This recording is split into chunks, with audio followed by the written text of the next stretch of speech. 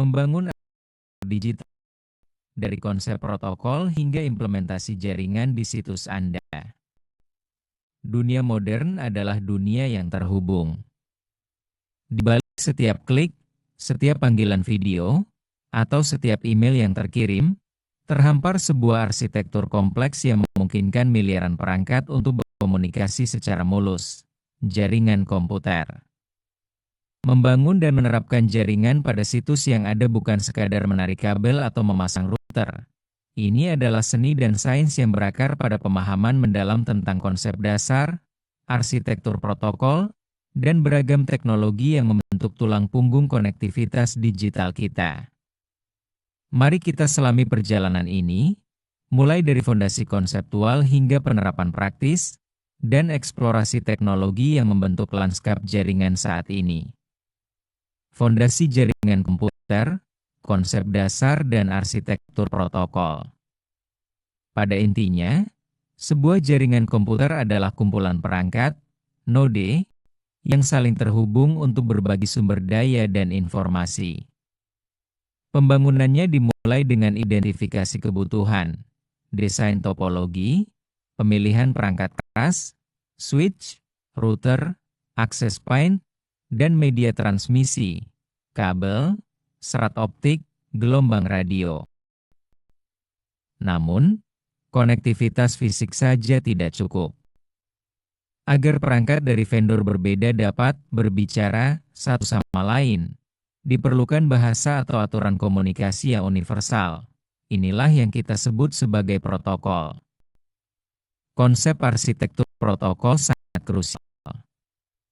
Ini adalah satu set aturan yang terstruktur secara hierarkis, memecah tugas komunikasi yang kompleks menjadi bagian-bagian yang lebih kecil dan mudah dikelola. Analogi yang sering digunakan adalah model arsitektur bangunan. Setiap lantai memiliki fungsi spesifiknya, namun bersama-sama mereka membentuk struktur yang kohesif. Dalam jaringan, model yang paling fundamental untuk memahami hal ini adalah Open Systems Interconnection, OSI, model. Model OSI membagi proses komunikasi menjadi 7 lapisan yang saling bergantung. Lapisan fisik, physical layer berurusan dengan transmisi bit mentah melalui media fisik. Ini mencakup spesifikasi kabel, konektor,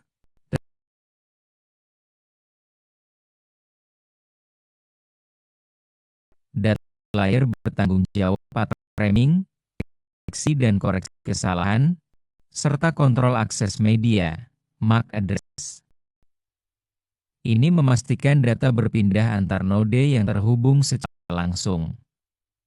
Lapisan jaringan, network layer mengelola pengalamatan logis, IP address, dan routing paket data antar jaringan yang berbeda. Router beroperasi di lapisan ini.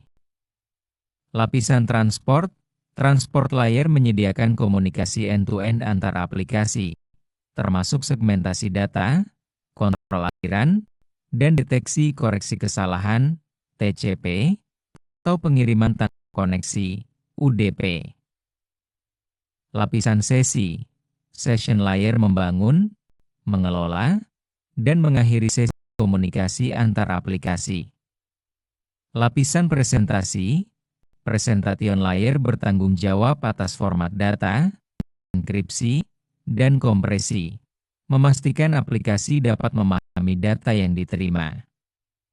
Lapisan aplikasi, application layer lapisan teratas yang berinteraksi langsung dengan aplikasi pengguna, menyediakan antarmuka untuk layanan jaringan seperti web browsing, email, dan transfer file.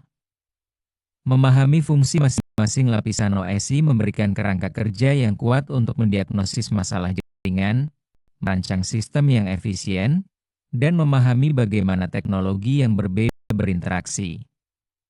Implementasi lapisan OSI, teknologi jaringan dalam praktik. Berbagai teknologi jaringan telah dikembangkan untuk mengimplementasikan fungsi-fungsi lapisan OSI, terutama di lapisan fisik dan tautan data. Ethernet, ini saja terbantahkan di jaringan lokal, LAN. Beroperasi di lapisan fisik, kabel UTP, serat optik, dan tautan data, menggunakan MAC address untuk identifikasi dan CSMA/CD atau switching untuk akses media. Dari 10 Mbps di awal hingga 100 Gbps dan lebih, Ethernet terus berevolusi, menawarkan skalabilitas, keandalan, dan biaya yang efektif. Penerapannya pada situs yang ada seringkali melibatkan instalasi kabel, pemasangan switch, dan konfigurasi VLAN untuk segmentasi jaringan. FDDI, CDDI, Fiber Distributed Data Interface, Chopper Distributed Data Interface. Meskipun kini kurang umum di lingkungan komersial, FDDI adalah pemain kunci di masa lalu untuk jaringan backbone berkecepatan tinggi, 100 Mbps, menggunakan topologi cincin serat optik, FDDI, atau kabel tembaga, CDDI. Keunggulannya terletak pada redundansi bawaannya, di mana cincin kedua berfungsi sebagai cadangan jika cincin utama gagal, menunjukkan pentingnya desain jaringan yang tangguh. ATM, Asynchronous Transfer Mode. Teknologi ini pernah digadang-gadang sebagai masa depan telekomunikasi karena kemampuannya dalam menyediakan quality of service, QoS, yang ketat untuk data, suara, dan video. ATM bekerja dengan mengirimkan data dalam sel berukuran tetap, 53 byte, berbeda dengan paket berukuran variabel pada Ethernet atau IP. Meskipun ATM masih ditemukan di beberapa jaringan backbone telekomunikasi, terutama untuk transportasi suara dan TDM, popularitasnya di enterprise LAN telah digantikan oleh Ethernet karena kompleksitas dan biaya implementasinya. Wireless, Wi-Fi standar IEEE 802.11 yang dikenal sebagai Wi-Fi, telah merevolusi konektivitas dengan menghilangkan ketergantungan pada kabel fisik. Beroperasi di lapisan fisik, gelombang radio, dan tautan data, dengan CSMA/CA. Penerapan Wi-Fi memerlukan perencanaan situs yang cermat untuk penempatan akses point, AP, manajemen kanal, dan konfigurasi keamanan, WPA2, WPA3, untuk memastikan cakupan, kinerja, dan keamanan yang optimal di seluruh situs. Arsitektur TCP/IP, jantung internet. Meskipun model OSI menyediakan kerangka kerja konseptual yang komprehensif, arsitektur yang benar-benar mendominasi dunia jaringan, khususnya internet, adalah TCP/IP, Transmission Control Protocol, Internet Protocol. Model TCP/IP seringkali digambarkan memiliki 4 atau 5 lapisan, yang secara kasar memetakan ke lapisan OSI, lapisan aplikasi, application layer mirip dengan lapisan aplikasi, presentasi, dan sesi OSI. Lapisan transport layer mirip dengan lapisan transport OSI, dengan TCP, reliable, connection oriented, dan UDP, unreliable, connectionless, sebagai protokol utamanya. Lapisan internet layer mirip dengan lapisan jaringan OSI, dengan IP sebagai protokol utamanya, bertanggung jawab untuk penyelamatan, IP address, dan routing paket. Lapisan akses jaringan, network access layer menggabungkan fungsi lapisan fisik dan tautan data OSI, mencakup driver perangkat keras dan kartu antarmuka jaringan, NIC, yang berinteraksi dengan media fisik. TCP/IP menjadi standar de facto karena kesederhanaannya, kemampuan routingnya yang kuat, memungkinkan interkoneksi jaringan global, dan ketahanannya terhadap kegagalan. Ini adalah alasan utama mengapa perangkat dari berbagai produsen dan sistem operasi dapat berkomunikasi dengan lancar di internet. Aplikasi internet dan kriptografi melampaui dasar. Dengan infrastruktur jaringan yang dibangun di atas TCP/IP, berbagai aplikasi dapat berjalan dan menawarkan layanan yang kita gunakan sehari-hari. HTTP, Hypertext Transfer Protocol, protokol dasar untuk World Wide Web. Ketika Anda membuka browser dan mengunjungi situs web, HTTP memungkinkan pertukaran halaman HTML, gambar, video, dan data lainnya antara server web dan klien Anda. Versi aman, HTTPS, menggunakan enkripsi SSL TLS untuk melindungi komunikasi. FTP, File Transfer Protocol, digunakan untuk mengunggah dan mengunduh file antara klien dan server. FTP menggunakan saluran terpisah untuk data dan data, yang membuatnya efisien namun secara tradisional kurang aman, tanpa enkripsi. Mail, SMTP, POP3, IMAP SMTP, Simple Mail Transfer Protocol digunakan oleh klien email untuk mengirim email ke server dan oleh server email untuk mengirim email satu sama lain. POP3, Post Office Protocol version 3 SEDI memungkinkan klien email mengunduh email dari server ke perangkat lokal, seringkali dengan menghapus salinan di server. IMAP, Internet Message Access Protocol, memberikan kemampuan yang lebih canggih, memungkinkan klien untuk mengelola email di server tanpa mengunduhnya secara permanen, sehingga email dapat diakses dari beberapa perangkat. Untuk memastikan kerahasiaan, integritas, dan autentikasi dalam komunikasi jaringan, kriptografi memainkan peran yang tak tergantikan.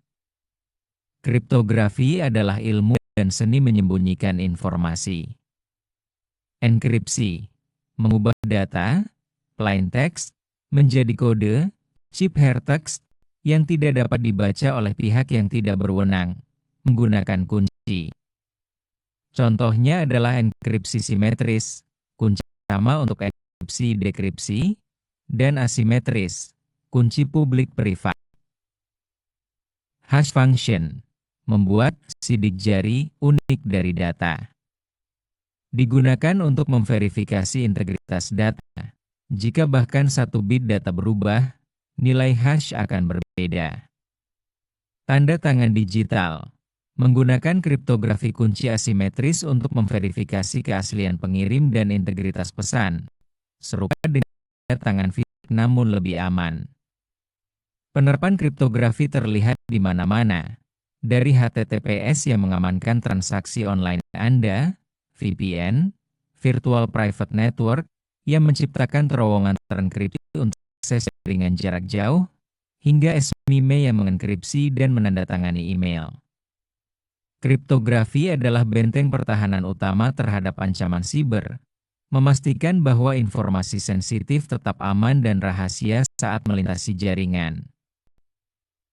Kesimpulan: membangun dan menerapkan jaringan komputer adalah proses dinamis yang membutuhkan pemahaman mendalam tentang tumpukan teknologi dan protokol yang saling terkait.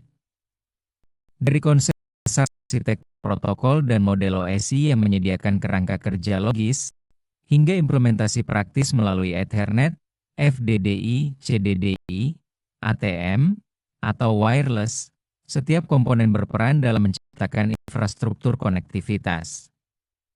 Arsitektur TCP/IP sebagai tulang punggung internet memungkinkan aplikasi seperti HTTP, FTP, dan mail untuk berfungsi secara global.